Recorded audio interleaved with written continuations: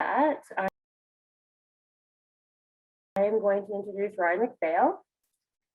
Ryan is a peer support worker for the Canadian Mental Health Association and also a community outreach worker with the David Busby Centre. After some struggles with addiction of his own, he decided to tell his journey with addiction and publicly to bring awareness to the issue and show people it really can happen to anybody. So with that, I would like to invite Ryan McPhail. Hi, Ryan. Hi, thanks, Jody. And thank you, Jen. That was a really great information there. So yeah, as Jody said, I'm here to tell you kind of my story with addiction and how it evolved into me becoming dependent on them, as well as how I was able to change my life and get healthy. After I tell you my story, I really hope that we can have just an open discussion about addiction, and you guys can ask some questions because it's something that's really important that we need to talk about right now, especially in our community, which is causing a lot of trouble in our community and heartbreak, right? So I hope you guys can think of some questions as I tell you my story, and we can have a great discussion afterwards. So let's get into it. So my name is Ryan, and like I said, I'm going to be sharing my story and experience with substance use and how I evolved into becoming dependent on them, as well as how I was able to change my life and get healthy. I will also be discussing my experience with the legal system, which I became involved with due to my bad choices and addiction. So let me start with telling you guys about myself. So I'm 26 years old and I grew up in Barrie.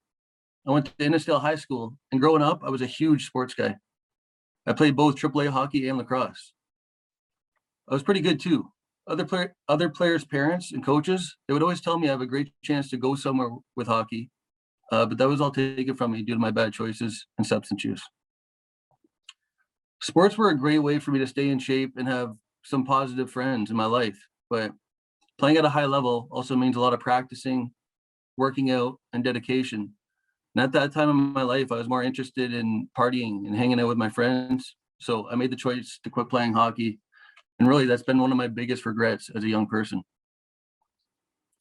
I have a younger brother who's 2 years younger than me, and also have an amazing family behind me who would do anything to help and support me, even now after all the pain and stress I put them through. Getting involved in drugs and eventually having an addiction, it doesn't just happen to people with troubled families or people that have a hard life. It can really happen to anybody. And when it does, it can cause a lot of pain and stress for not only yourself, but for everybody who cares about you and everybody around you. So I really hope you guys can take something away from this talk today, and you guys can leave here with a better understanding of how addiction and mental health can happen so easily. So no one wants to end up becoming a drug addict and have to depend on something to get through their day every day, just to make them feel normal, right? During the time I was using, I met all kinds of people that found themselves dependent on a substance to get through their day. And this included doctors, construction workers, retirement care workers, roofers, and even good parents. Some of the people I met, they started their addiction after a work injury or a car accident, and they were prescribed pain medication. When the doctor cut them off this medication a few months later, they would have no choice but to go to the street to find their medication or go into withdrawal, which is basically just unbearable for most people without the necessary help and support. That being said, there are many ways that someone can fall into addiction. So here's my story.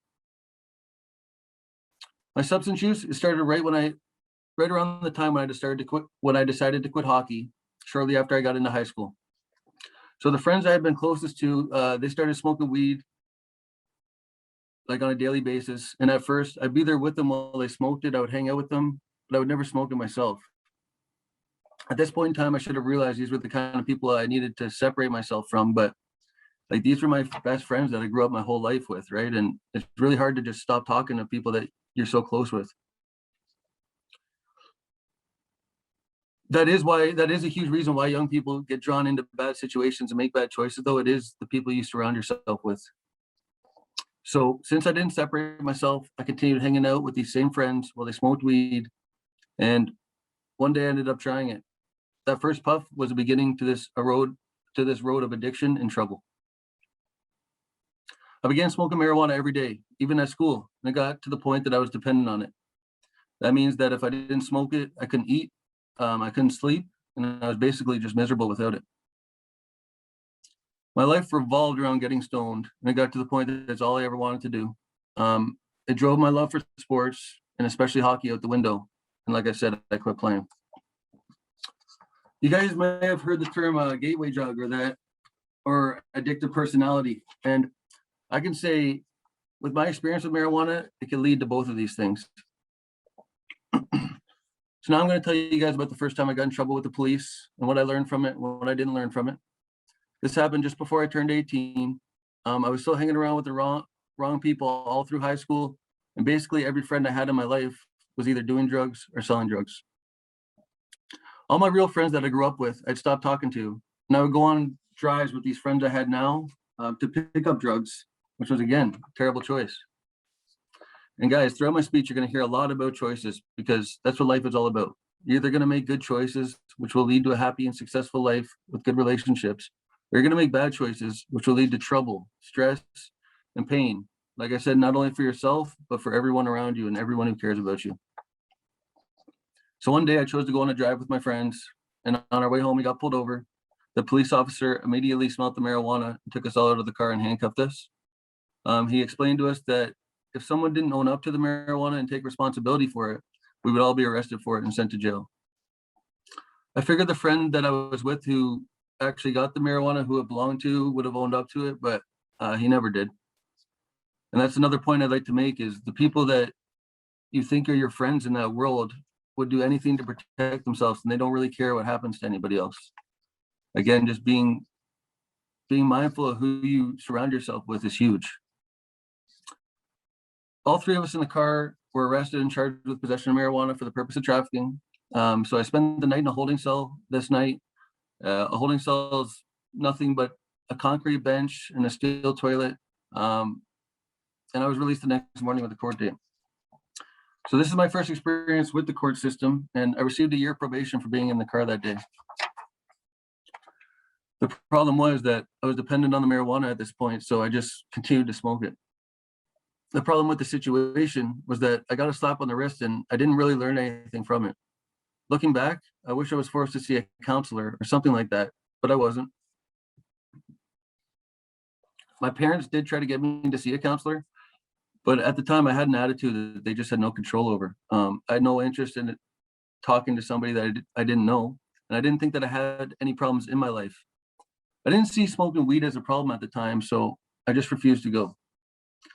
This whole situation, it didn't make me scared of getting in trouble. Like, at the time, I felt like since I went through it, if it was to happen again, it wouldn't be that big of a deal. So it's safe to say I wasn't thinking very clearly at that time.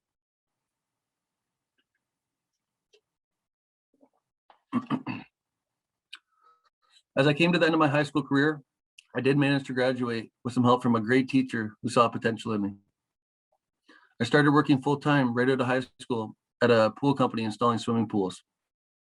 This job was a very hard physical job with a lot of heavy lifting and long hours in the heat.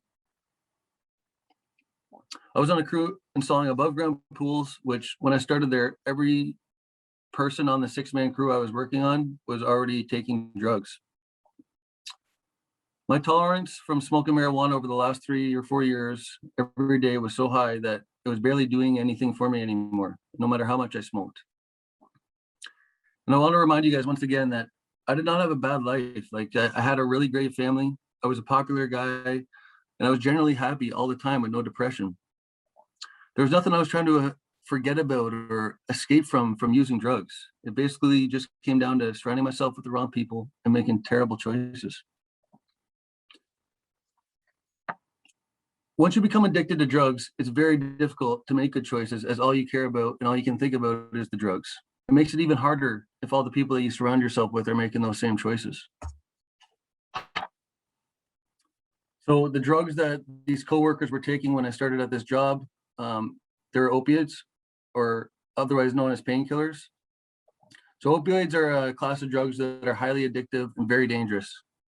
They include heroin, fentanyl, and pain relievers such as Oxycontin, Vicodin, codeine, morphine, and many others that are available with a prescription from a doctor. My coworkers would tell me they take these drugs because it helps them work and it takes away all the pain from all the shoveling and pushing a wheelbarrow all day.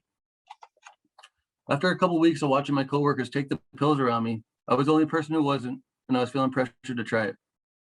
So when I did, it was something I never experienced before, and I ended up liking it, especially just because it made work so much better at that time in my head.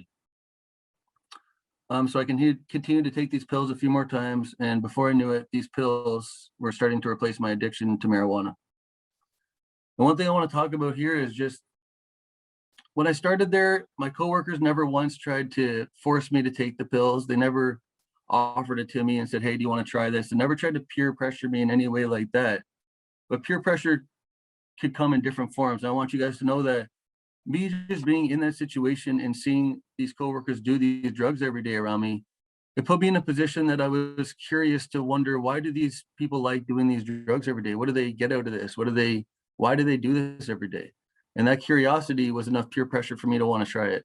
So just knowing, putting yourself in those environments and in those situations, that could be enough peer pressure for you to make that same decision one day. So like I said, try to be very cautious of who you guys surround yourself with and the people you decide to spend your time with. So when I started taking these opioids, I had no knowledge about what they do or how addictive they can be. I was taking them every day, and if I didn't take one day, I would get extremely sick. And that's something my coworkers also didn't tell me when I started taking the drugs, was just how addictive they are or how dependent you become on them. It's really a deadly cycle of needing the drugs to go to work, but needing to work to afford the drugs. So if I couldn't manage to get any pills for the day, I wouldn't be able to go to work or even leave my bed. What happens is you start to get withdrawals, and when that happens, you begin vomiting, you begin diarrhea, you get diarrhea, hot and cold sweats, and you're also not able to sit still. Sometimes it even feels like there's spiders crawling all over your legs. I wouldn't wish it on anybody, not even my worst enemy. It's awful. When you're addicted to opiates, your life consistently revolves around them. You start to worry if you have enough money left before payday. You're always thinking about if you can even get any more pills, or if you can even get any more because maybe your dealer ran out. And also, my family did not know anything about this either. I was able to keep this a complete secret for years. Like, opiates are not like marijuana where your eyes are red and glazed over, and it can be not obvious to someone that you're under the influence of opiates if you're taking them on a daily basis every day. So this lifestyle, it went on for a couple of years as I was building pools, and it continued into other jobs. I did try on my own a few times to get off the drugs, and I was successful, but only for a short period of time. One example was that I started carpooling with somebody that I was working with at the time. We ended up finding out that we both had prior addiction problems, and it didn't take long for the two of us to get back into it. And like I said earlier, guys, everything comes down to choices. I'd make one bad choice and I'd be right back into it. I can't begin to explain to you guys, like, once you were in this life, how hard it is to get out. My tolerance had built up to the oxys. Now they weren't doing much for me anymore. Same thing with the marijuana. So I made another terrible choice and decided to go and try something stronger. So I knew some of my other friends who were using heroin at the time, so I asked to try it. My addiction went from sniffing an oxy pill every day to sniffing lines of heroin every day. I began to replace the oxys with heroin altogether. Now that was my new drug of choice. Once I started using heroin, my addiction was costing me around $100 to $150 a day, which is more than I made in a day. I had my own apartment. I couldn't afford my rent, couldn't afford my bills, and I'd always constantly be out of money. I'd constantly make up any excuses I could to my parents as to why I'd be out of money, to try to borrow money from them or get money from them. And really, the point I'm trying to get across here is this all stemmed from my marijuana use in high school, and it evolved into a heroin addiction, right? I have what you would call an addictive personality. So an addictive personality is what somebody has that causes them to be more likely to become addicted to something. This can include someone becoming extremely passionate about something and developing an obsession.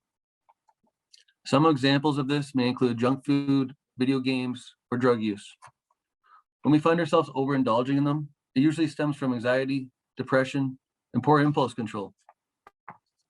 So some indicators of an addictive personality, they could be like comfort eating, binge eating, using alcohol to have to socialize or relax, checking one's phone or social media way too much, if you have impulse buys or just excessive shopping, gambling, excessive risk taking, drug use for coping, and never feeling satisfied or needing more of a particular feeling to feel satisfied.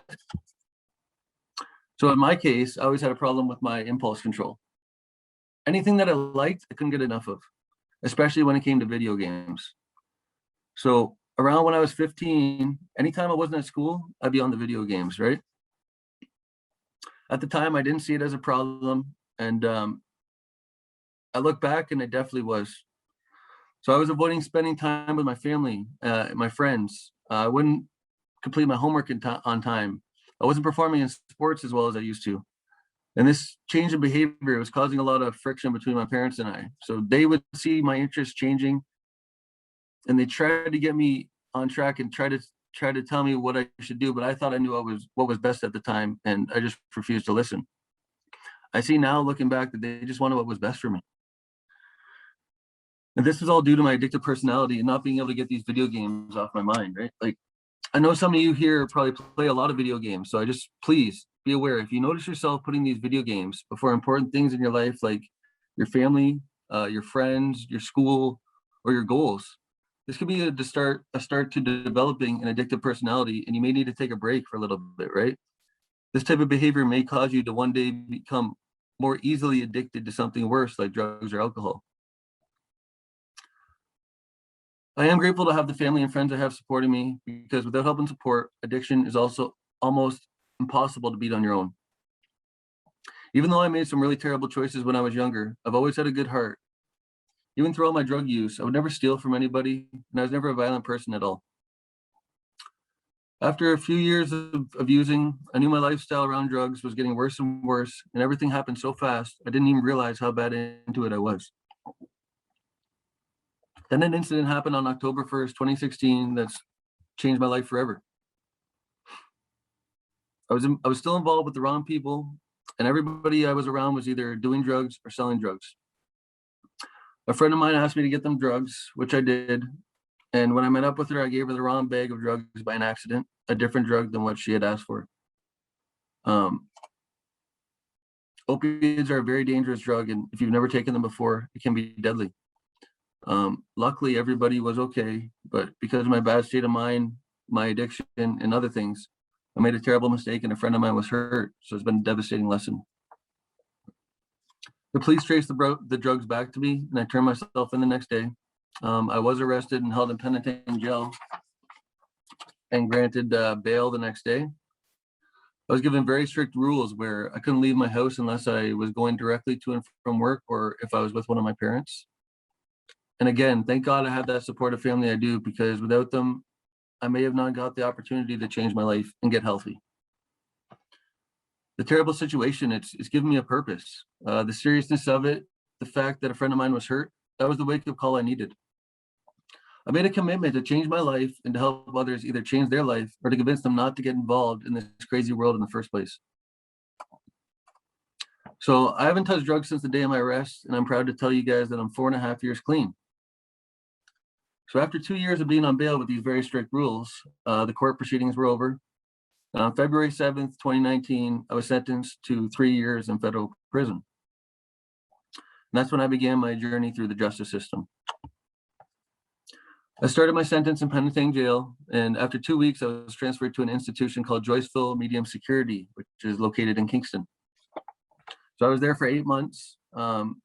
Joyceville is a very big institution, and the unit I lived on, I lived and shared with 40 other men. During my time in Joyceville, I didn't get into any trouble. I was working in the kitchen, and I was following my correctional plan and attending programs. So this allowed me to be transferred to a minimum security prison called Beaver Creek, which is located in Gravenhurst. So I spent 3 months there. At the end of the 3 months, the time came where I had the opportunity to go in front of the parole board. During my parole hearing, they looked at my charges, my behavior while I was in prison, and my community support to determine if they're going to release me back to the community early.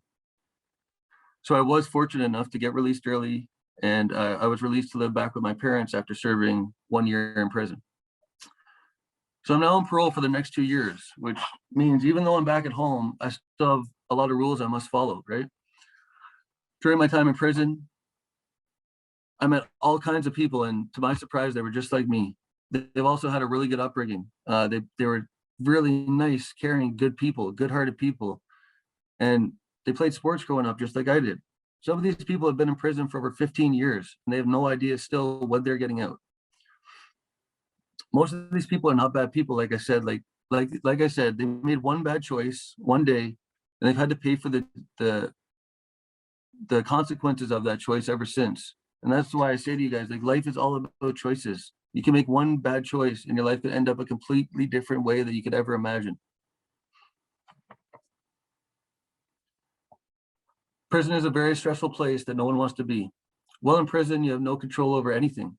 You're told what and when to eat, when you're allowed out of your cell, where you're allowed to wear, when you're allowed outside, and you have no control over who you're around or who you have to live with. At times, the prison's put on lockdown and you're not allowed out of your cell. No phone calls, you can't attend your programs, you can't even shower. And sometimes this lasts up to 2 weeks. The hardest thing about being in prison for me was being away from my loved ones. The only way I could talk to anybody was through a payphone, which costs whoever you're talking to on the other side a lot of money. And I was able to get visits, but my family would have to drive 3.5 hours to Kingston to visit me for an hour or two through a big pane of glass, and then drive 3.5 hours home. So this is just another example, guys, of how your bad choices, it doesn't only affect you, it affects everybody around you and everybody who cares about you. As bad as this situation is, I am really grateful in a way that this happened to me. So it was a real eye opener. I've completely changed my life. I've cut out every bad person in my life, and I've been clean off the drugs for 4.5 years. So I got a fresh start. I feel like I have a purpose now, and my story can help many people, from young adults to youth and even parents. After going through this nightmare with drugs, looking back, not even realizing how quickly everything happened, I decided I want to help people who fall into addiction problems just like I did. So I'm currently working for the Canadian Mental Health Association, or CMHA for short, as a peer support specialist. My second job is an outreach worker for the David Busby Center, where I'm part of a team that helps people get people off the streets and into affordable housing. I'm also in college full-time taking the social service worker program. My end goal here is to become an addiction counselor, just like the one that I talked to, Sheldon. So Sheldon also worked for the CMHA, and he was a huge, huge piece of my recovery. Honestly, I never really thought that talking to someone would help me, but not long after I got arrested, I went and saw Sheldon, and I learned that talking to someone who can relate to me and understand me has changed my life tremendously. The CMHA has been an amazing support during my entire journey, and I'm so grateful to have them in my life. They genuinely really do care about their clients, and they're just an amazing group of people. If you guys have any problems you're going through, like, it doesn't have to be linked to addiction or substance use. It could be anything at all. I really suggest you just try to reach out to someone you trust, right? That could be your parents, that could be your teacher, that could be me, that could be your best friend. There's also guidance counselors and social workers at a lot of your schools, right? Just anybody that you could trust to reach out to get that support you need. It's just so important. I come from a great family, and I was a happy person all around and really had no problems in my life. So I want you all to understand that this doesn't just happen to people that have mental health issues or have big problems that they're dealing with in their life that they're trying to escape from. This can happen to any one of us very easily. And there are many organizations that are available to help as well. And this includes the Kids Helpline, which I'll write these in the chat afterwards. It's 1-800-668-6868. You can also text 686868. The Simcoe County Crisis Line, which is 1-888-893-8333. And we also have the CMHA Crisis Line, which is 705-728-5044. It's not easy to stand up in front of people and share your life story, especially when it's one of challenges, but I'm doing this so I'm hoping that my story can help people. And even if one of you today can leave here with a new understanding of how easily addiction and mental health can happen, then it's been worth it to me. I've shared this story at many schools in Simcoe County and York Region, and I've reached more than 2,000 students. Like, you guys always ask great questions afterwards, and I can tell afterwards you're really starting to think about your choices, and that's very satisfying to me and gives me the passion to keep doing what I'm doing. There are a lot of stereotypes about what a drug addict looks like and acts like, but I'm really hoping you guys can leave here today that knowing we come in all shapes and sizes from all walks of life, and none of us choose to be here, but certain situations and choices in our life put us here. I could have never imagined I would have ended up in prison in my life. And a lot of this has to do with the people I surrounded myself with and just wanting to fit in with my friends. So what I hope you guys take away from this talk today is please just make good choices. Even just smoking weed could possibly lead to a life of drug use, and that this can happen to anybody from any kind of family or background. And lastly, nobody can beat addiction without some sort of support team. If you find yourself heading in the wrong direction for any reason at all, please tell somebody close to you. Like I said, you can reach out to me, you can reach out to the CMHA, or reach out to anybody that you can trust to get that support. One of my biggest mistakes was hiding my addiction from my family and the people that loved me and cared about me. If I would have came clean with them when I was struggling, I could have got the help just like I have from them now, like, and just avoided all this trouble I went through, right? So please don't be afraid to reach out and ask for help. There is an opioid crisis in Simcoe County, so we got to keep doing everything we can to get people to start talking. Start talking means to not be afraid to open up with what's happening in your life, to not be afraid to share your story, to be willing to listen when someone starts talking, and to be ready to support them every step of the way. So please don't be afraid to speak up about what's going on. Thank you guys for being here today and listening to my story. Much appreciated. And I really hope that you guys can come up with some questions and we can have a bit of a discussion about addiction. Hey, Ryan, it's Jody here. Thank you so much for sharing and being so vulnerable to give us your journey and where you've got to. That's fantastic for you to be able to turn things around. We do have a few questions in the chat box that have come up. The first one is, what do you think is the best way to try to support an addict who is self-aware? To support an addict that is self-aware, my advice would be, like, convince them to reach out for the help, right? No, like I said, nobody can beat addiction on their own. You can't do it on your own. You need the support of programs and support of counseling, support of doctors. So you need that support team around you when you are trying to get yourself better, and you just can't do it on your own. So my advice would just reach out to the help that's available and be willing to accept the help that's there, right? There is a lot of resources around us in our community that's available. It's just, you have to be willing to kind of give it a try and be willing to work at it, because it's not going to happen overnight and it's not an easy thing to do at all, right? Hopefully that answered your question there. Great. You can see the other one. So do you know if being under the influence of drugs can be used as a defense in court? If you weren't in the right state of mind, you aren't responsible for your actions, right? I don't think that's true. Like, we are responsible for our actions, and yeah, it can't necessarily be used as a defense in court, but the judge, I think, gave me some leniency knowing that I was addicted at the time, and that it wasn't necessarily that I could use it as a defense, but the judge did take it into consideration. But I still think, like, I was definitely responsible for the choices I made. I knew what I was doing. I knew that it was wrong, that I was involved with what I was involved with.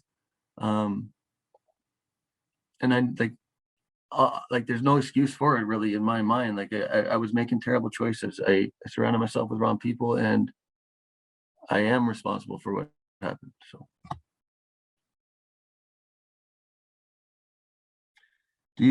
did you ever find out if any of your friends from that time recovered from their addiction? So that's a great question. And thank you everybody for the great questions. So sadly enough, every person that was really close to me at that time has either passed away or is in some sort of trouble, legal trouble. A few of my really close friends have actually passed away recently that I found out about, and that's basically the reality of it. Is if you're involved in that life and you're using drugs every day, there's only a few routes that it can go. And sadly enough, my friends weren't able to get the help they needed before it was too late. And a lot of times it takes hitting rock bottom to change. For me, it did. For me, it took hitting rock bottom and getting arrested and going to prison to want to change my life, or to open my eyes anyways to change my life. And that's a big reason why I'm doing this here today, guys, is I don't want you guys to have to hit rock bottom or to experience heartache and experience all these struggles to have to make the right choices and change your life. You shouldn't have to hit rock bottom for you to want to make these right choices. That's a big reason why I'm doing this, right?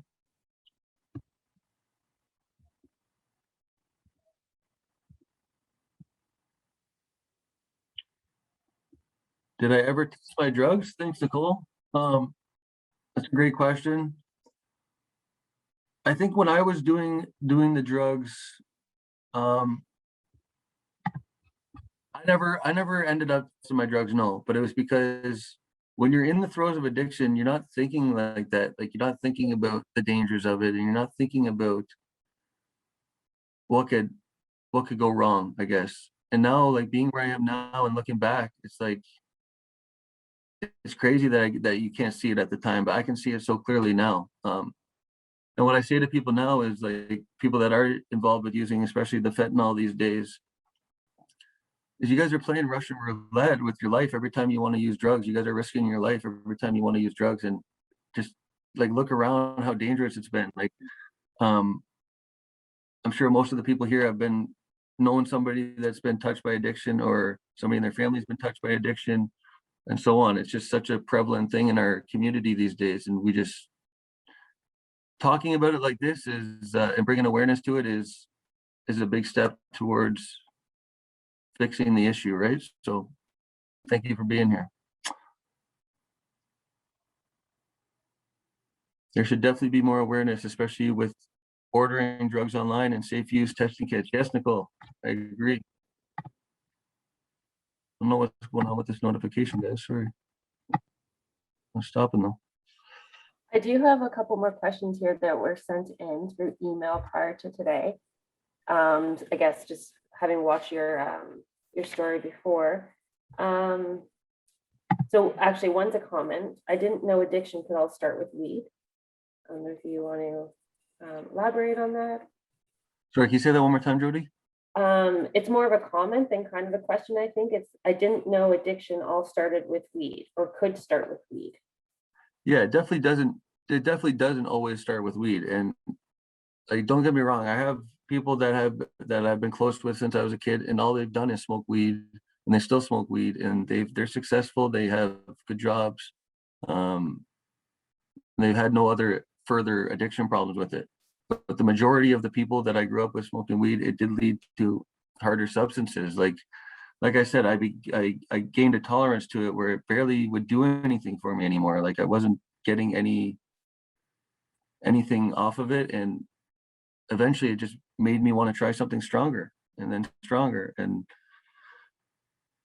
eventually led to the heroin addiction, right? So it definitely, like I said, it's a gateway drug is the best way I can put it, is that it's a drug that leads you to be around the lifestyle that's with other people using drugs. Especially at the time when I decided to use it, it wasn't legal. You couldn't get it at stores and stuff like that, right? So it was all black market. So just being around, having to be around the people to get it, and having to kind of illegally smoke it, I guess you would say, is just being around those people led me to be around the harder drugs and other drugs, and it was a gateway into those other drugs. It made it a lot easier to make the choice to try something stronger.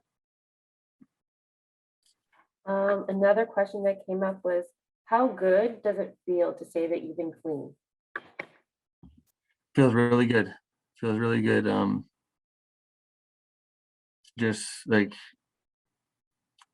all the stuff that, I guess, all the struggles I went through, and all the struggles that I put my family and loved ones through, to be able to make them proud and be able to help all the people I do every day is just truly a blessing. And it even blows my mind that I'm in this position, being able to talk to you guys today and be able to help all the people I do. It's an amazing feeling, and that's what gives me the passion to do this. So.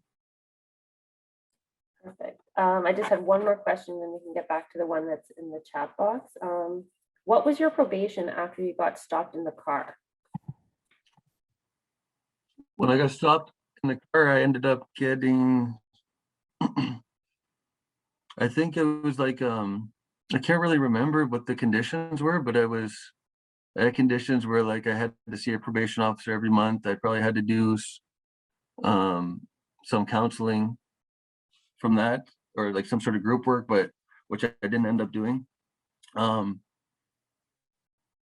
I can't really remember what it would have been, right? It was just like a probation order where I had to check in with my probation officer, and like I said, nothing, it wasn't really anything drastic that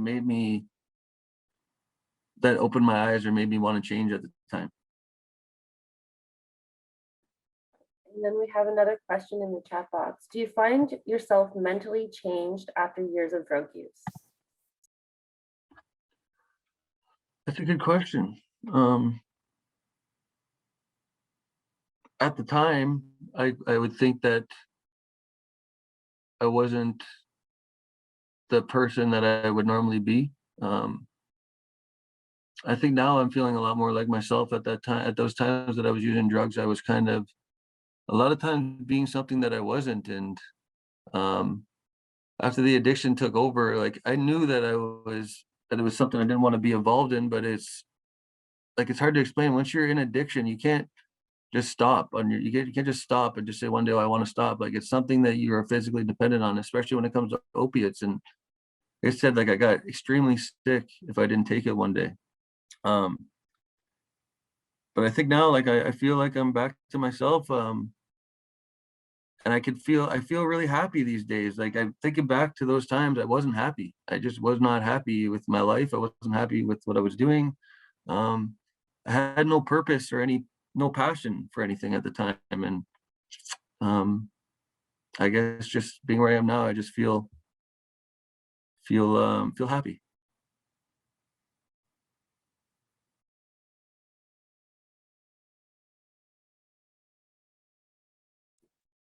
So there's another question. Do people from your past see you differently, or how has your story changed them too? It's a great question. So yeah, I guess like I don't know if they see me differently or not. That's a good question. But one thing for sure is that I've heard is like even yesterday I heard it while I was working. Somebody that knew me from my past, they said, "Well, if you can change, then anybody can change." And I just want to be living proof like you can do like people can change. You can change no matter what you're going through. You can get over it and reach your goals and be what you want to be, to look at yourself and be happy. Like you can do that. I just want to be living proof that change is possible. And I think that's a big part of what I do with the peer support piece is to show that if you want it and you work at it and you reach out for help and you accept the help and supports that are available in our community, like you can change your life and you can be the person that you want to be. I would definitely say you are that person. You, for sure. Thank you, Jody. All right, before we finish, is there any other questions people would like to throw into the Q&A answer or to ask Ryan before we wrap up?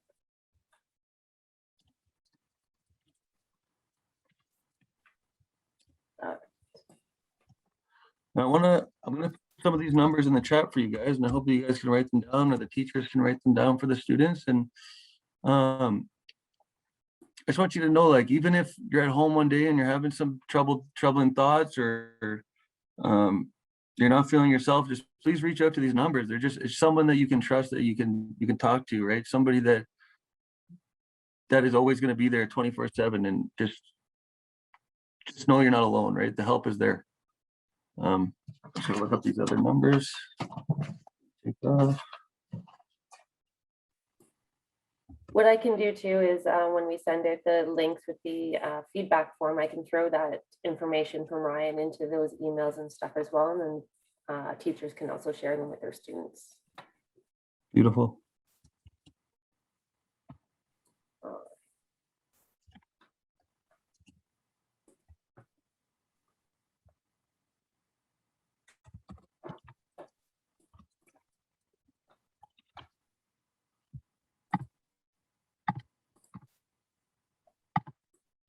Okay, is there any more questions?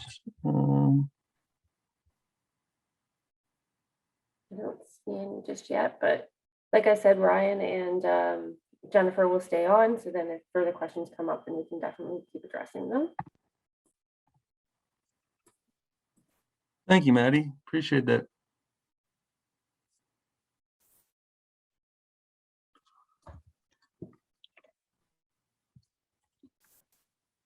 So yes, thanks again, Ryan, for sharing and for being vulnerable. And I mean, being a parent of teenagers, being an individual, just in general, I think we can all take some of your learned lessons and grow from there and know that, like Ryan said, there's resources out there. It's just making sure that you take that step to use those resources. So we appreciate that.